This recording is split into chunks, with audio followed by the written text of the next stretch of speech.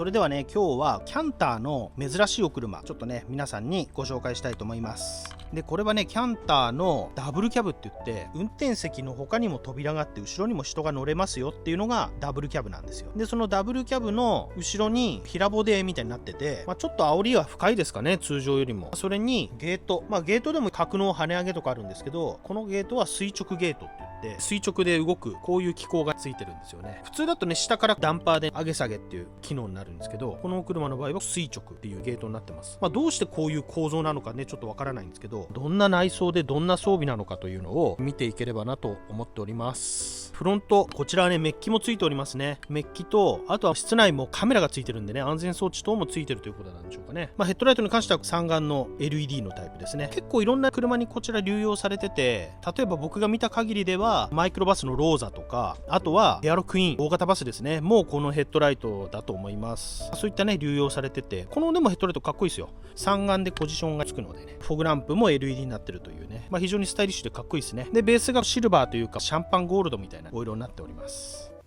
鍵がこういうものになっております。で、今回新型のスーパーグレートも当然デジタルキーみたいなのになるわけですけど、この鍵とはまた別のデザインなんですよね。あっちはメルセデス・ベンツの乗用車と同じものになるんですけど、こっちはちゃんと不装って書いてあるトラック専用のデザインなのかな。こういったところもね、ひし形みたいな六角形みたいなね、マークいっぱいついてるんで、専用デザインなのかもしれません。それに鍵が多分燃料キャップかな。下回りとかあんま見たことないんですけど、まずタイヤサイズなんかは東洋タイヤの1957515、やっぱだいぶ小さいですね。それに鉄鎮のホイール、このクラスになると5欠になるということで、ホイールナットが5個ついてると。で、バッテリーもだいぶサイズダウン大型に比べるとしてますね。小さめのバッテリーと、あとはここにサイドガードアシストのスーパーグレートと同じセンサーがついて、で、ここにスペアタイヤとリーフサスですね。で、リアのタイヤも1957515ということです。アドブルータンクが面白いところにありますよね。随分後ろに追いやられてますけど、燃料どこにあるんだろう。燃料こっち側なのかな。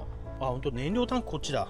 スカニアみたいですね。アドブルーと燃料タンクの場所が違うっていうね。燃料タンクは70リッターということですね。後ほど垂直ゲートも動かしてみたいと思います。これが多分ね、ボタンがあるんで、ロックされてます。これを持って押せば、これで開くのね。開けることだけできるということだと思います。じゃあ開いていきます。ドアバイザーも装着済みですね。内装こんな感じ。で、隣はね、実はカスタムってグレードなんですよね。あっち止まってんの。で、こっちがね、実はカスタムっぽいんだけど、標準仕様ってことで。ちょっとグレードは劣る。多分ね、このダブルキャブだとそういうグレードがないのかもしれないですけど、どんな装備なのかというと、不装はなぜか灰皿がドアについております。スーパーグレードも今回新型もそうなんですけど、ついてて、パワーウィンドウはそうなってますね。内張りに関しては2トン車って感じの作りになってます。で、装備がパワーゲートのオフってことで、垂直ゲートのメインスイッチですね。で、これは坂道発進補助装置の機器の強さを調整できるやつ。で、フォグランプ。で、ミラーは全部電動で調整可能な格納式のやつですね。高軸調整。エンジンはスマートキーになってますね。じゃあちょっと乗り込んでみましょう。マニュアル車なんでね、3ペダルになっております。標準キャブなんで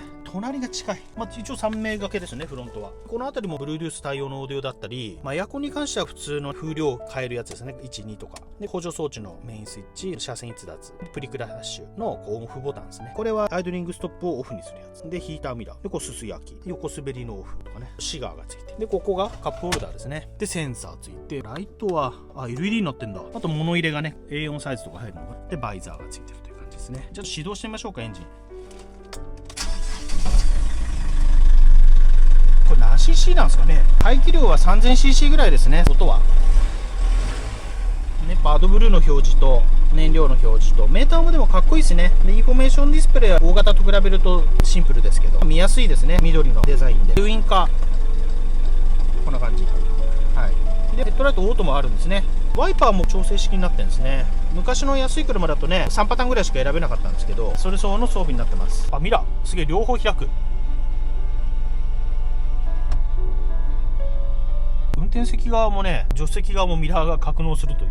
このクラスって昔は片側だけでしたからね。エアコンの吹き出し口がちょっとおしゃれな丸いものになってます。なんかデュトロに似てるかな。安めのレンジャーとかこんな感じで、ハザードがここにある。じゃあ後ろせっかくなんでね、乗ってみましょうか。どうでしょう。なんかデザイン、扉これ多分ね、どっちも使えるようになってるんでしょうね。向こう側もこれと同じプレスのものなんでしょうね。左右対称なデザインになってて、なぜかバイザーがアルミメッキのものになってます。で、ドアノブの形は同じで、開くとくるくる窓でございます。よくあるトラックの昔のデザインが違いますね。後ろだと本当のもう樹脂になってます。で乗ると、ステップここにあるんでね、乗ります。後ろも3人がかけれるから6人で移動できるんだ。後ろは後ろでライトないのね。室内灯はここ兼用でLED になってるんだ。灰皿がそれぞれにあって、すごい昭和な感じ。これ多分空気が通るようになってるんでしょうね。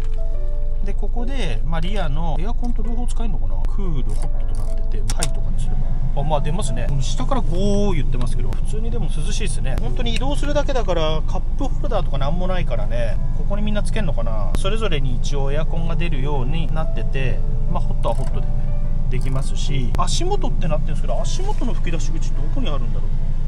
下だこれ。ここ横から出てますよ。椅子の下から出るようになっておりますね。こんなエアコンの設定で面白いですね。こんな感じのリアになってます。降りるときでも気をつけないと案外高いんでね、ステップ利用した方がいいです。パワーゲート今スイッチ入れました。じゃあ実際使ってみましょうよ。どうやって使うんだろう。多分センターロックだけなんで、ここのセンターでロック開けるにして、開くのはこれ下ろすのは自分なんだ。でもダンパーがついてるから軽いね。なんかでもこれでなんかグラグラしてますね。なんかそういうことね。下がちゃんとアウトリガーみたいになるわけですか。で下がってって、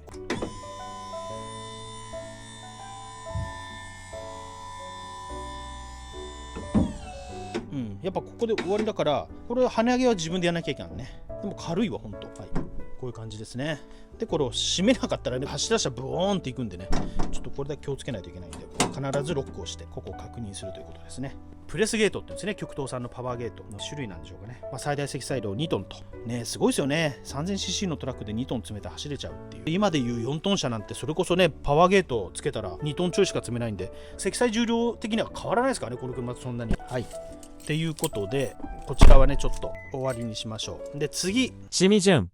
今度こっち積載車。こちらもね同じキャンターなんですよ。こちら標準キャブなんですよね。幅が狭いじゃないですか。こちらは2トンクラス、小型クラスのワイドキャブになっております。でフロント周りの違いなんですけれども、グリルもメッキになってますね。でバンパーもメッキになってます。あっちはねコーナーだけなんですけど、こちらはねグリルもメッキ、バンパーメッキ、コーナーメッキっていうことですね。でこちらの仕様に関しては同じく極東産なんですけど、いろいろねオプションついてるんですよ。フラットトップゼロっていうやつで、これ全部落ちるんですよ。結構前からありますけど、ベターンとなるやつ。昔の車載車って斜めの状態で車入れてたんですけど、単個になるんで、それなりにね車高が低い車とかも容易に入れられるというのと、あとオプション設定でこれが電動になってるんです。これやっぱ鉄だから重いんですよ。倒れてきて怪我したりするんですけど、ダンパーが下についてて油圧でできるようになってます。であと特徴が長板ついてますよね。ヒンジがついてますけど、ここをね折りたためるんですよ。だから乗せるときにこれがないから、ギリギリの車幅の車でもタイヤ擦れたりしないっていうね、そこもオプションとしては優れてると。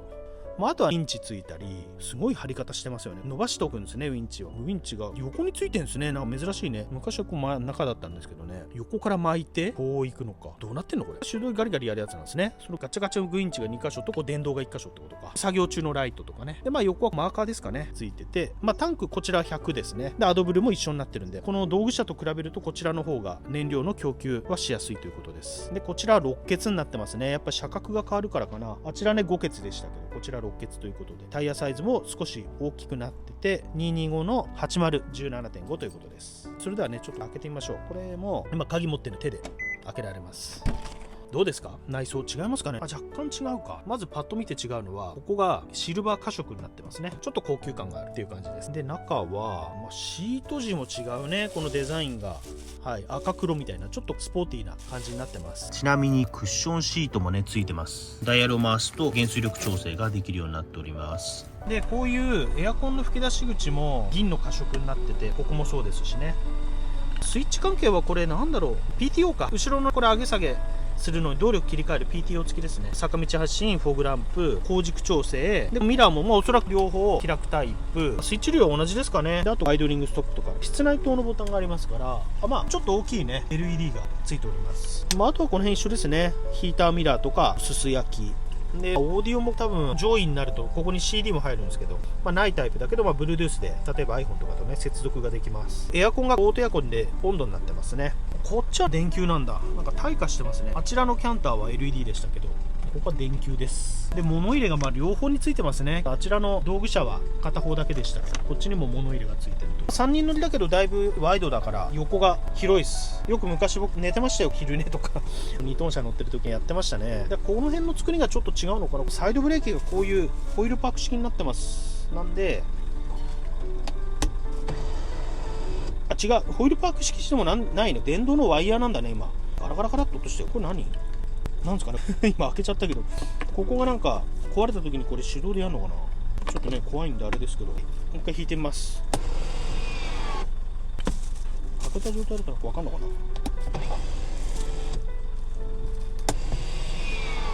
要はホイールパーク式に見せかけて、ただワイヤーを電動で引っ張ってるってことですね。はあ、そういうものらしいです。あとまあオートエアコンなんでね、センサースーパーグレードにもついてますけど、メーターは同じですね。今ね見てきました。こんな感じで2トンクラスも非常にね大型がどんどん進化してますんでね、こういった車もサイドガードアシストがついたりとか、あとはヘッドライトが LED になったりとか、スマートキーになったりとかね、各所が進化してっております。デザインも未来的でかっこいいですしね、やっぱりダイムラーさんだからヨーロッパの技術というかデザインというか文化も入ってますんで、その辺がね非常にこういうトラックの開発にも生きてきてるのかなと思います。はい、それではねまたね動画企画して撮影しますので、お時間ある際ご視聴いただければありがたいです。それでは次回までご覧いただきありがとうございました。失礼します。じゃあね。